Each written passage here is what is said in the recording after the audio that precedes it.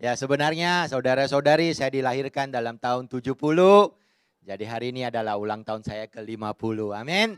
Ya saya tidak takut tua, saya cuma takut ditinggalkan istri saja. Haleluya. Amin. Haleluya. Puji Tuhan, thank you semua untuk semua yang merancang ya, Pastor Elsie, Pastor Alexis, Penatua. Thank you untuk hadiahnya. Amin. Sangat cantik bajunya.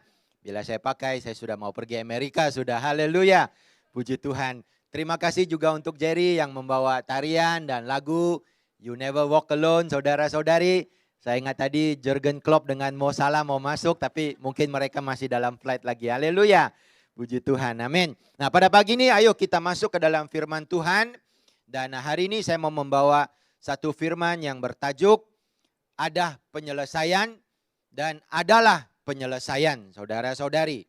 Ada penyelesaian ataupun adalah penyelesaian. Nah bunyinya macam pelik sedikit, tetapi nanti bila saya jelaskan saudara-saudari akan mengerti. Apa itu ada penyelesaian dan adalah penyelesaian. Dan pada pagi ini saya mau membawa cerita bagaimana Yesus telah bertemu dengan seorang wanita yang mengalami pendarahan selama 12 tahun. Haleluya. Bagaimana Yesus telah bertemu dengan seorang wanita yang mengalami pendarahan selama 12 tahun, saudara-saudari. Dan ini diambil daripada Markus pasal 5 dan daripada ayat 24 langsung sampai ayat yang ke-34 ya. Ayat 24 sampai kepada ayat 34. Karena kita tidak ada waktu, karena di waktu MCO kita punya khotbah 30 menit. Jadi saya tidak akan membaca, saudara-saudari balik dan boleh membacanya semua. Amin. Nah, apa yang berlaku ialah ini adalah pertemuan di antara Yesus dengan seorang wanita. Nah, kita sadar bahwa di dalam 4 Injil yang ditulis tentang kehidupan Yesus di bumi, Injil itu bukan saja mencatatkan khotbah Yesus atau kata-kata Yesus ataupun nasihat daripada Yesus.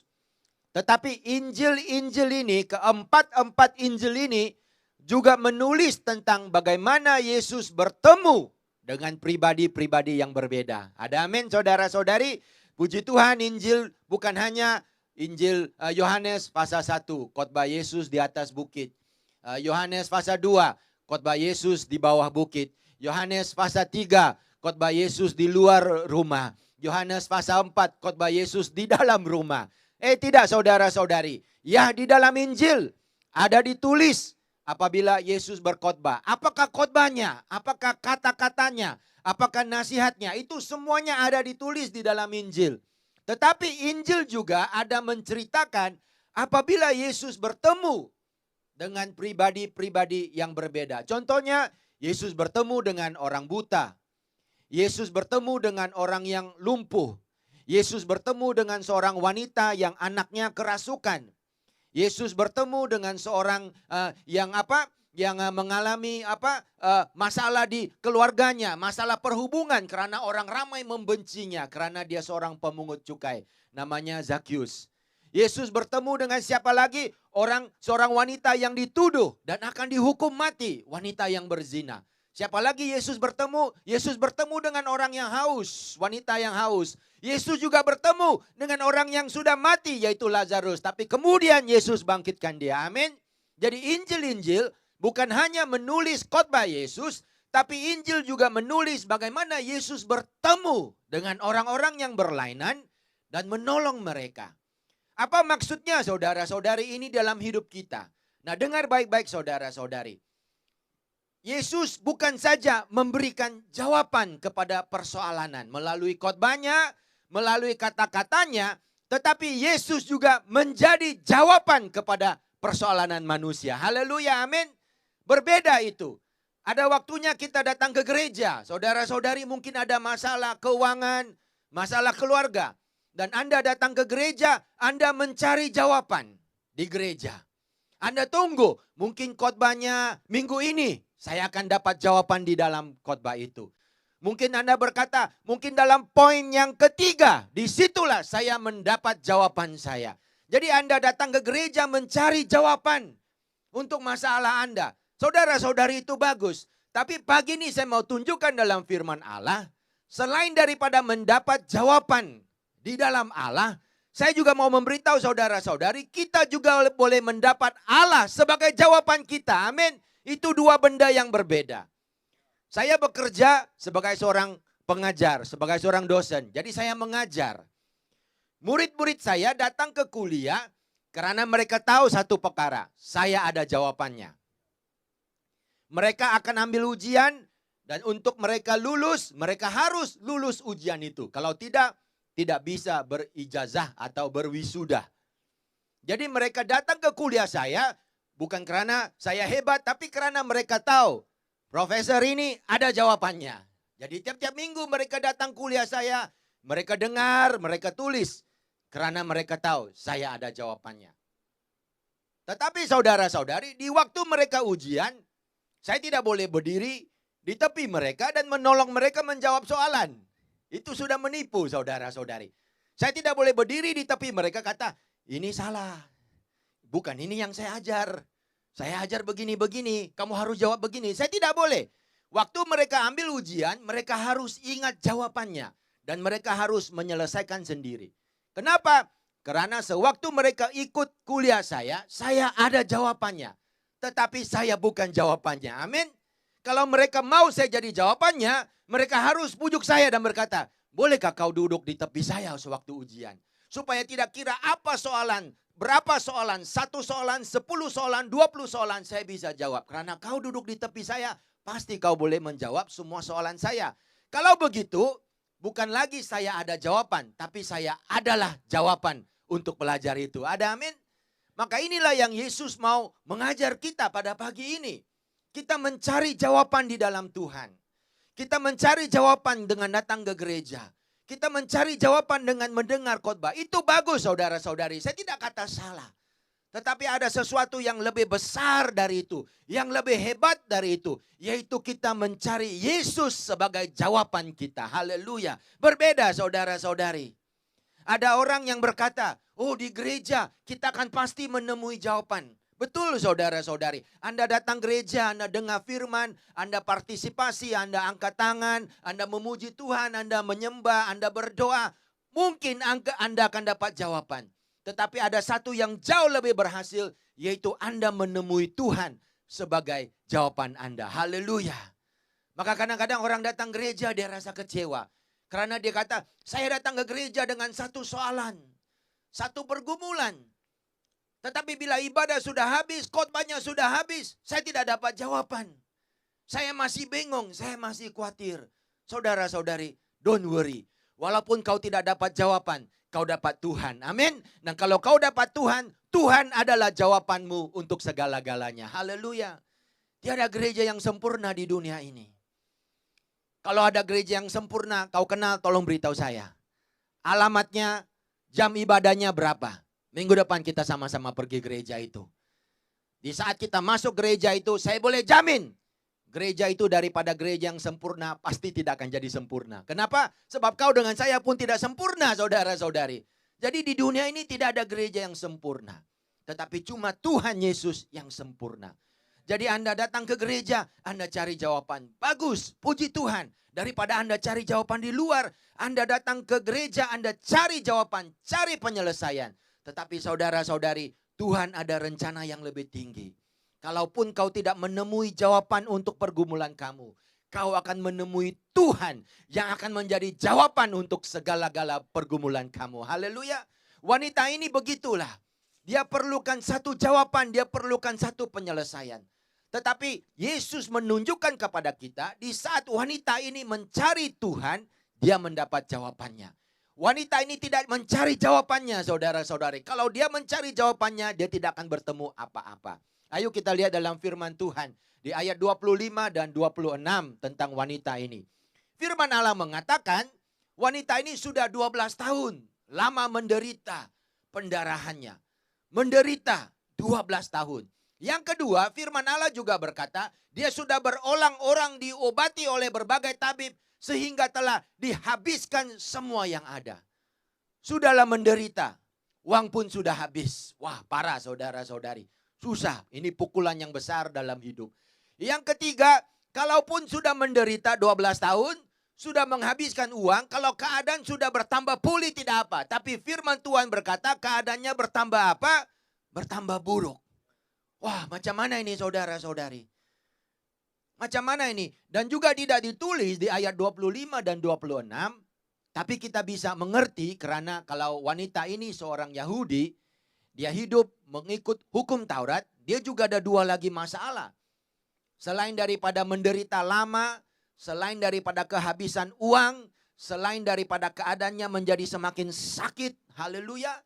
Dia ada lagi dua perkara yang terjadi dalam hidupnya. Yang pertama, tidak ada orang mau berkawan dengan dia. Karena dia dianggap sebagai najis. Kalau kamu baca perjanjian lama, sewaktu wanita mengalami pendarahan bulanan. Pada waktu itu dianggap tidak suci. Jadi suami pun tidak bisa mendekati. Ya, dia harus dibiarkan bersendirian untuk beberapa hari. Karena itu dianggap sebagai sesuatu yang tidak suci. Bayangkan wanita ini 12 tahun mengalami pendarahan selalu. Siapa mau kawan dengan dia? Siapa yang mau bersama dengan dia? Siapa yang mau mendekati dia? Jadi kita boleh tahu wanita ini seorang yang kesepian. Mungkin kamu kata tidak apa dia kesepian. Dia bisa pergi ke bait Allah dan dia bisa berdoa. Dia bisa ke rumah Allah dan di situ dia mencari Allah. Saudara-saudari, karena situasi pendarahannya, dia juga tidak boleh buat itu. Karena kalau dia pergi ke bait Allah dan dia mencari seorang imam, dia kata, "Imam, aku mau korbankan sedikit persembahan untuk Allah." Imam akan kata, "Kau mengalami pendarahan kah?" "Iya." "Oh, aku tidak boleh menerima korbanmu." Jadi wanita ini dalam keadaan yang sangat susah. Tetapi puji Tuhan, dia bukan menemui jawaban, tapi dia menemui Tuhan sebagai jawaban hidupnya. Haleluya. Saya tidak mau saudara-saudari hanya berkata, "Saya mencari jawaban dalam Tuhan." Karena tidak semestinya kita mendapat jawaban itu hari ini. Saya tidak mau saudara-saudari datang ke gereja. Saya mencari jawaban untuk pergumulan saya. Saya mencari jawaban untuk masalah keuangan saya. Saya mencari jawaban untuk masalah perhubungan saya. Saya mencari penyelesaian untuk keluarga saya. Saya mencari satu jawaban yang jelas dari Tuhan tentang masa depan saya. Saya tidak boleh jamin kau akan menemui jawabannya.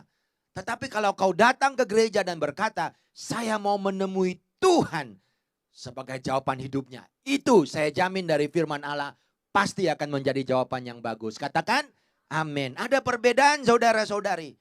Ramai orang datang gereja mau cari jawaban. "Oh Tuhan, bagaimana ini? Tuhan, ini hutang saya besar, bagaimana ini? Tuhan, tubuh saya masih sakit, apa jawabannya? Tuhan, oh masa depan saya gelap, apa jawabannya? Tuhan, saya mau majukan hidup saya, tapi modalnya tiada. Tuhan, saya mau jual makeup, saya mau jadi business woman, saya mau berniaga, saya mau jadi wanita modern, tapi anak saya masih kecil. Apa jawabannya Tuhan?" Saya tidak boleh jamin kau akan dapat jawabannya. Kalau kau dengar khotbah dan kata, poin nomor 2 itu jawabannya. Puji Tuhan, bagus, haleluya. Tapi saya tidak jamin kau akan dapat jawabannya. Tetapi kalau kau cari Tuhan sebagai jawaban, pasti kau akan temui. Amin. Itu yang terjadi kepada wanita itu. Maka itulah kenapa tajuk khotbahnya, ada penyelesaian, adalah penyelesaian. Itu berbeda. Ramai orang datang gereja, mereka mau penyelesaian. Tapi mereka tidak sadar bahwa Yesus adalah penyelesaian untuk mereka. Ramai orang datang gereja kata, "Aku mau mencari jalan." Tapi mereka tidak sadar Tuhan adalah jalan untuk mereka. Jadi pagi ini ayo saudara-saudari, bukan saja kita percaya ada jawaban dalam Tuhan. Tapi lebih lagi kita percaya Tuhan adalah jawaban untuk segalanya. Saudara-saudari, kamu kata, "Pastor, kamu sudah umur 50, tua." Ya amin, tualah. Kalau tidak tua tidak bisa jadi penatua, haleluya. Amin. Apa yang kau belajar, Pastor, selama 50 tahun kehidupan? Apa yang kau telah belajar? Inilah yang saya belajar. Bukan semua soalan ada jawabannya. Tapi Tuhan adalah jawaban untuk segala-galanya. Haleluya. Ini yang saya belajar. Kau tanya saya, kenapa begini? Saya tidak ada jawabannya.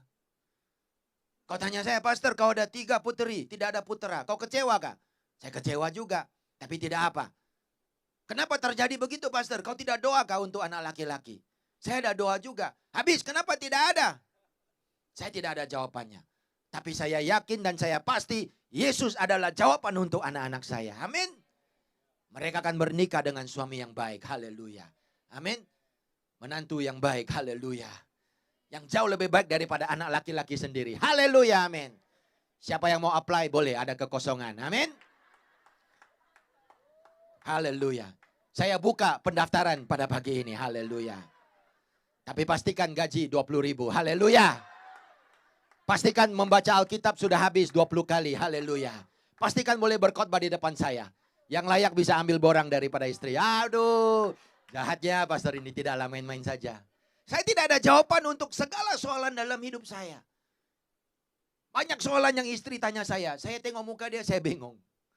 Istri saya paling kecewa kalau dia tanya saya soalan. Karena saya selalu tengok dia, I also don't know. Saya tidak ada jawaban. Saya kadang-kadang tanya Tuhan untuk jawaban, tapi jawabannya tidak datang. Tapi satu hal saudara-saudari, saya yakin hari demi hari, tahun demi tahun, walaupun makin banyak persoalan, jawabannya makin kurang, tapi saya masih tetap yakin Yesus adalah jawabannya. Asalkan saya menemui Tuhan Yesus, Dia adalah jawaban yang sempurna bagi saya. Haleluya. Kita lihat firman yang seterusnya. Bagaimana wanita ini menemui Yesus sebagai jawaban. Firman Allah mengatakan bahwa apabila wanita itu mendengar berita tentang Yesus. Katakan sama teman-temanmu, ya kena kuat sedikit. Mendengar berita tentang Yesus. Jadi wanita ini telah banyak kali mendengar kabar yang buruk. Karena firman Allah berkata, dia telah bertemu dengan banyak tabib. Jadi bila kamu jumpa tabib, apa yang paling penting? Kata-kata terakhir tabib itu, betul tak? Bila kau jumpa dokter, kau ada satu penyakit yang berat. Apa yang kau harapkan? Kau terangkan sama dokter itu begini. Malam saya tidak bisa tidur, kepala saya sakit. Bangun pagi kepala oke, perut pula sakit. Waktu kerja kepala oke, perut oke, hati pula sakit. Apa penyakitku dokter? Dan apa obatnya dokter? Kau mau kesimpulan dari dokter kan? Yang paling kita tidak mau dengar ialah apa? Bila dokter itu tengok kita dan berkata, aku nggak tahu kau sakit apa. Wah itu susah. Ataupun dokter itu berkata, aku tahu you sakit apa. Tapi aku tidak bisa buat apa-apa. Itu lagi berat saudara-saudari. Dan saya yakin wanita ini sudah mendengar dari banyak tabib, kesimpulannya sama. Sudah banyak wanita aku periksa. Sudah banyak wanita pendarahan yang kusembuhkan. Tapi kaulah satu-satunya aku nggak mengerti kenapa masih terjadi begitu. Bayar tetap bayar saudara-saudari. Mana ada dokter yang berkata tidak apa. Aku tidak dapat obati kamu. Nurse bayar balik duitnya. Tidak ada lah saudara-saudari. Maka itu uangnya habis. Kemana saja dia pergi tabib yang berbeda mempunyai jawaban yang sama. Tidak ada obat bagimu. Tidak ada kesembuhan bagimu. Tapi firman Allah berkata di ayat 27, di saat dia mendengar berita tentang Yesus. Firman Allah berkata apa? Maka di tengah-tengah orang yang banyak, dia pergi mencari Yesus dan dia mendekati Yesus dari mana? Dari belakang saudara-saudari. Dan dia menjamah jubahnya. Saya mau beritahu saudara-saudari, mendekati Yesus dari belakang dan menjamah jubah bukan satu perbuatan atau langkah yang besar. Itu adalah langkah yang kecil. Kata sama orang kiri kanan, langkah kecil. Saya mau tanya, kalau kamu ada bersama Yesus hari itu, apa yang kamu buat? Hah? Mungkin Jerry akan menyanyi dan menari, amin. Mungkin Jerry akan beritahu teman-temannya, Jesus is coming. Kita buat lagu You Never Walk Alone, haleluya. Bila Yesus sudah sampai, wah dia dengan penarinya melompat keluar. Dia menari, You Never Walk Alone. Mungkin Pastor Alexis sudah tunggu siap-siap dengan t-shirtnya. T-shirt Jesus. Bila Yesus berjalan dia terus lari, Jesus sign here. Wah, Yesus ambil pen. What's your name? My name is Alexis. Alexis, I love you. Wah. Mungkin kalau Pastor RC juga dia tunggu di depan. Dia tunggu apa? Dia kata sama suaminya Lim. Kita mesti ya di sana. Karena bila Yesus sampai dia harus tumpang tangan urapi kita. Wah. Bila Yesus sampai Pastor RC berlari, Yesus tumpang tangan. Wah, Yesus senyum. What do you want, J? Gua mau pelayanan saya membangkitkan orang-orang mati. Wow, Yesus kata no problem. Dia tumpang tangan. Terus RC lari ke kubur. Bangkitlah semua, semua bangkit, haleluya. Betul atau tidak? Itulah yang kita panggil langkah-langkah besar. Kalau saya akan pergi, Yesus doa untuk saya. Yesus kata, what do you want? I want Liverpool to win everything. Tak boleh tahu rohani. Saya mau buka sekolah Alkitab tapi dananya tak cukup. Yesus kata, no problem. Open your eyes, buka. Wah, uang mencurah dari surga. Aku bisa buka sekolah Alkitab. Itulah dipanggil langkah-langkah besar. Wanita ini buat apa? Dudung. Dia pergi ke belakang. Kemudian dia pegang jubahnya. Begitu saja. Itu adalah langkah yang kecil. Kenapa wanita ini buat langkah kecil, bukan langkah besar? Karena itu saja yang dia mampu, saudara-saudari. Apa yang dia boleh buat? Dia mau buka pondok. Mau letak spanduk. Di sini ada wanita pendarahan 12 tahun. Lalu dia upah anak-anak kecil pukul kompang.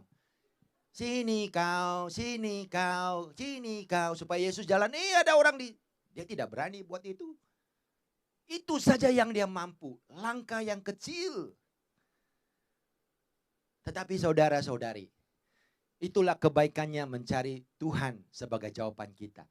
Kita tidak perlu langkah yang besar. Kita hanya perlu langkah yang kecil saja. Haleluya. Kenapa? Sebab firman Tuhan berkata, bila kita mendengar tentang Yesus, iman akan timbul.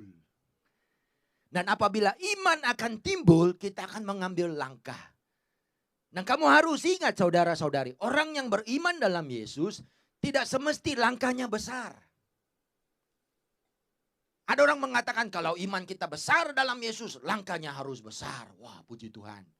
Rohani betul orang ini. Tapi bila saya lihat hidup wanita ini, dia ada iman, tapi langkahnya kecil. Dia ada iman, apabila dia dengar tentang Yesus, dia terus mencari Yesus. Dia ada iman, tapi langkahnya kecil. Dari belakang yang mari, dia pegang jubahnya, saudara-saudari. Dan akhirnya dia sembuh. Dengar baik-baik saudara-saudari. Yang kau perlu pagi ini adalah iman. Amin. Biarpun langkahmu kecil. Biarpun kemampuanmu kecil untuk melakukan perkara yang besar. It's okay. Pastikan imanmu di dalam Yesus. Haleluya. Kalau imanmu di dalam Yesus, walaupun langkahmu kecil, penyelesaianmu akan besar dan hebat. Katakan amin saudara-saudari. Kata yang paling penting dalam perkataannya. Asalku jama jubah. Itu ialah perkataannya. Saya percaya wanita ini bisa berkata, asalku menjama sepatunya. Amin. Asalkan ku menjama tumitnya. Amin. Asalku menjama kakinya. Amin. Dia boleh berkata apa saja. Asalkan perkataannya itu ada, dia pasti sembuh. Amin. Dia boleh pergi dari belakang, dia boleh pergi dari tepi, dia boleh pergi dari sebelah kiri, sebelah kanan. Tidak penting saudara-saudari. Asalkan nya itu ada, dia akan sembuh. Itu apa? Iman di dalam Yesus Kristus. Haleluya. Pagi ini mungkin kau mau satu penyelesaian yang besar. Kau mau satu jawaban yang besar, sebesar mukjizat. Tapi kau kata, brother, saya tidak ada kemampuan. Saya tidak bisa datang ibadah doa setiap minggu. Saya tidak bisa berdoa 1 jam. Saya mau berdoa 15 menit itu sudah syukur. Karena kalau anak saya boleh diam 15 menit itu sudah dunia, sudah mukjizat besar. Kalau saya boleh ada kekuatan berdoa 20 menit itu sudah berkat. Amin, haleluya. Jangan katakan baca Alkitab dalam 1 tahun. Kalau aku bisa baca 2 ayat dan tidak tertidur itu sudah bagus. Karena kau tidak tahu pastor saya sangat sibuk shiftnya. Ya saudara-saudari mungkin kemampuan kau kecil. It's okay. Pastikan imanmu besar di dalam Yesus. Itu sudah cukup. Bukan iman yang besar-besar. Tapi iman yang sebesar Yesus. Itu sudah cukup. Amin. Wanita ini tiada kemampuan. Apa yang dia boleh buat? Dia hanya mampu buat itu saja. Sewaktu saya mula-mula mengenal Tuhan, rumah saya jauh dari gereja. Mau ke gereja harus jalan kaki 20 menit, kemudian naik 2 bus. Gereja pula mula awal kalau di Sabah jam 8, kurang asam. Mulalah lewat sedikit jam 10. Jadi kalau mula jam 8, aku harus bangun jam 5, jam 4. Macam mana? Tunggu bus. Kadang-kadang saja saya boleh ke gereja, kadang-kadang. Tapi saya masih ingat saudara-saudari, tiap-tiap kali saya ke gereja, saya akan dengar khotbahnya. Oh, saya dengar khotbahnya macam saya tidak pernah dengar khotbah saudara-saudari. Begitu. Saya dengar, saya tulis. Kemudian bila saya balik rumah, jauh dari gereja, tidak ada kelompok sel, tidak ada WhatsApp, tidak ada YouTube, apa benda pun tak ada. Keluarga saya pun bukan keluarga Kristen yang benar. Tapi dengan khotbah itu saja saya akan ingat. Dan banyak kali saya mau mukjizat tidak ada. Tapi saya masih ingat satu perkara yang saya selalu buat. Itu yang saya mampu buat. Saya tidak tahu berdoa. Saya ke gereja saya bingung. Ada orang berdoa Bapa di sorga. Ada orang berkata Tuhan Yesus. Ada orang yang berdoa, oh Roh Kudus datang. Aku kata mau doa pada siapa ini? Bapak kah? Tuhan kah? Roh Kudus. Saya tidak paham apa-apa. Tapi di saat saudara-saudari, itulah kemampuan saya. Saya hanya tahu satu perkara. Saya ada satu radio kecil. Saya punya uncle yang belikan. Saya akan masukkan saya punya keset pujian sembah. Itu tidak ada lagu, itu pujian sembah musik saja. Itu orang bagi saya birthday. Dan saya akan mainkan lagu itu. Dan di situ saya duduk, saya kata Tuhan, inilah satu-satunya cara saya boleh mendekatimu. Saya tidak paham apa-apa. Saya mainkan lagu itu. Oh, bila saya mainkan lagu itu saya akan berkata, Tuhan, berikanlah aku masa depan yang baik. Itu saja yang aku mampu buat. Tidak ada pastor yang pernah datang rumah aku. Aku rasa pastor pun tidak tahu siapa saya. Karena orang ini datang 2 bulan sekali. Dia datang, dia muncul, dia hilang. Tidak ada pemimpin kelompok sel yang datang mencari saya. Nobody. Saya dengan keset itu saja. Saya akan mainkan lagunya. Wah, lagunya main, kemudian saya rasa dekat dengan Tuhan. Itulah kemampuan saya. Tapi karena iman saya di dalam Tuhan Yesus, Tuhan tetap menjawab. Amin. Jadi walaupun kemampuan kita kecil, walaupun langkah yang kita ambil kecil, Tuhan tetap memberikan jawaban yang besar.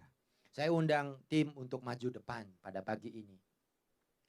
Kamu berkata, kenapa begitu luar biasa sekali? Kenapa wanita ini hanya ambil langkah yang kecil sudah dapat mukjizat? Bukankah mukjizat hanya bisa dicapai kalau kita ambil langkah yang besar? Kenapa wanita ini mengambil langkah yang kecil, kemampuan yang kecil? Tuhan memberikan jawaban kepadanya. Senang saudara-saudari. Sebab langkah yang besar telah diambil oleh Yesus. Amin. Firman Allah mengatakan di 2 Korintus pasal 8, saudara-saudari. Karena kamu telah mengenal kasih karunia Allah. Yang walaupun dia kaya, karena kamu dia sanggup menjadi miskin. Walaupun dia kaya, dia sanggup menjadi miskin. Karena apa? Karena oleh kemiskinannya, kamu akan menjadi kaya. Itu apa? Itu satu langkah yang besar, haleluya. Orang miskin mau menjadi kaya, banyak orang mau, haleluya. Siapa tidak mau, amin. Orang kaya mau menjadi miskin, siapa mau? Nobody wants. Tapi saya bersyukur ada satu pribadi yang sanggup. Dari kaya, dia sanggup mengambil langkah menjadi miskin. Karena dia tahu kalau dia menjadi miskin, dia sama dengan kita. Dan bila dia sama dengan kita, dia juga mengalami segala pencobaan, segala penderitaan yang kita alami. Dan karena itulah manusia hanya perlu mengambil langkah yang kecil saja. Dan dia akan menemui Tuhan sebagai jawabannya. Amin. Karena Allah telah mengambil langkah yang terbesar melalui Yesus.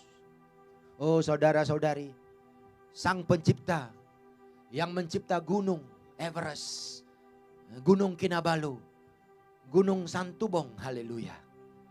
Gunung apa lagi? Macam-macam gunung. Pada akhirnya dia sanggup mengambil langkah untuk mati di sebuah bukit yang kecil yang bernama Bukit Kalveri. Yang juga dicipta olehnya. Sang pencipta yang mencipta berbagai-bagai pokok di dunia. Berbagai-bagai pokok berbuah di dunia. Akhirnya dia sanggup mengambil langkah yang besar. Langkah apa itu? Dia sanggup mati di salib. Yang dibuat daripada salah sebuah pokok yang diciptanya. Haleluya. Itu langkah yang besar. Jadi saudara-saudari pada pagi ini.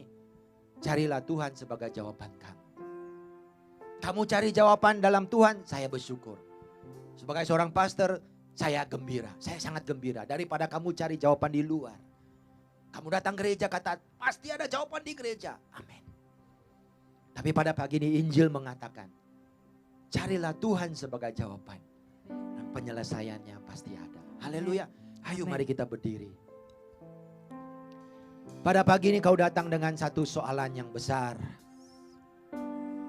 Mungkin kau datang dengan satu rekod pukulan yang banyak. Kau telah dipukul dari segi keuangan, kau telah mengalami pukulan dari segi perhubungan keluarga, kau telah mengalami pukulan dari segi kesehatan, saya tidak tahu apa pukulanmu. Nah kau berkata, brother saya tidak mampu lagi mengambil langkah yang besar. Saya tidak boleh bawa suami saya ke gereja. Saya malu mengundang pastor ke rumah saya. Saya tidak tahu mau buat apa, saya mau berdoa tapi tidak mampu juga, tidak ada waktu, tidak ada masa. Tapi saya ada iman bahwa Yesuslah jawaban saya. Pada pagi ini kau berdoalah. Ambillah langkah yang paling kecil dan berkata, Tuhan tolonglah aku. Haleluya. Dan Yesus akan menjadi jawaban untuk Anda. Haleluya. Ayo mari kita menyembah Tuhan dengan lagu. Amin. Yesus, ku pandang wajah-Mu dan berseru. Pertolonganku datang dari-Mu, peganglah tanganku, jangan lepaskan. Kaulah harapan dalam hidupku. Ku pandang wajah-Mu dan berseru. Pertolonganku datang dari-Mu, peganglah tanganku, jangan lepaskan. Kaulah harapan. Ku pandang wajah dalam hidup. Haleluya, carilah Dia sebagai Ku jawaban. pandang wajah. Jabuilah Dia sebagai jawaban, saudara-saudari. Pertolonganku datang dari-Mu, peganglah tanganku, jangan lepaskan. Kaulah harapan dalam hidupku. Kaulah harapan dalam hidupku. Kaulah harapanku Tuhan.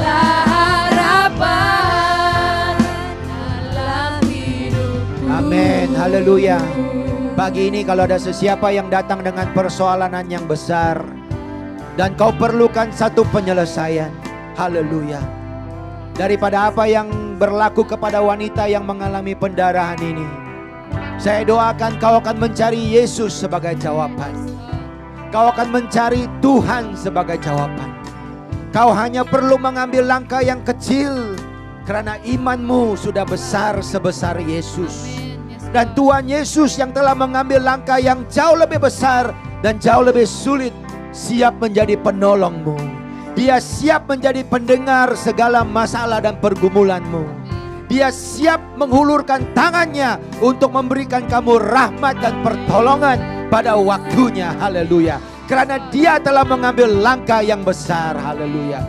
Pagi ini kalau kau perlukan satu pertolongan dari Tuhan, berkatalah dengan suara yang kedengaran, Tuhan tolonglah aku. Tuhan tolonglah aku. Tuhan kaulah jawabanku. Tuhan sebelum ku menemui apa-apa jawaban, ku mau berkata kaulah jawaban untuk hidupku. Haleluya. Terima kasih Bapa. Bapa di sorga, dalam nama Tuhan Yesus kami doakan. Pagi ini pribadi mana yang datang dengan pergumulan, yang memerlukan satu penyelesaian di tempat ini dan juga di rumah, di mana-mana saja melalui YouTube, Bapak. Kami doakan Tuhan menjadi jawaban kami. Tuhan menjadi jawaban kami. Yesus menjadi penyelesaian kami. Haleluya. Kami ucapkan syukur. Biar iman bangkit karena pendengaran kabar tentang Yesus. Haleluya. Dalam nama Tuhan Yesus, kita yang percaya Dia jawaban kita, katakan sama-sama. Amin. Haleluya. Berikan kemuliaan pada Tuhan kita. Amin. Haleluya. Amin. Ya. Pada pagi ini kalau Anda tidak mengenal Tuhan, Anda tidak kenal siapa Yesus, ataupun Anda di YouTube dan Anda berkata, siapa Yesus ini? Ini kali pertama atau kali kedua saya mendengar dan saya mau mengenal Dia. Ayo, ya kalau Anda di YouTube tinggalkan pesan, kami akan mencari kamu. Kalau Anda hadir di sini lepas ibadah, ada pastor 2 di sini, datanglah depan mencari kami dan kami akan doakan untuk Anda supaya Tuhan menjadi jawaban Anda. God bless you, haleluya.